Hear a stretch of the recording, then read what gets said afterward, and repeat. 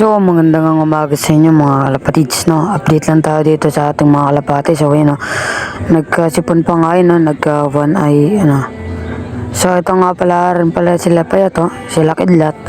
Ayun, no? Si Kidlat matapang pa rin, no? Mga kalapatids. So, sa labas nga pala si Bertoko, ayun, no? So, kung dati nga, no? Ginawa na natin tong Flyers Lab kasi dito dati merong, ano, yung pabox, yung pakitlugan.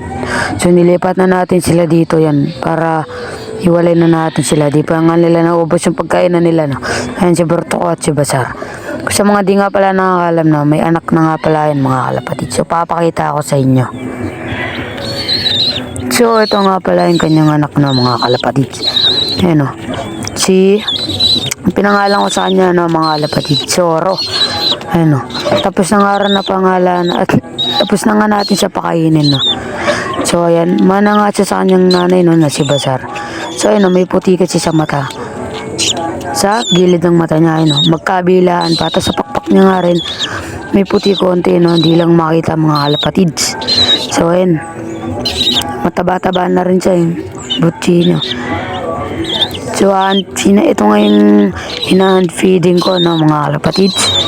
So ayan, busog na busog yan mga kalapatids lagi. Sininsingan ko na nga rin pala siya, no, pero puro ipot lang kaya di makita.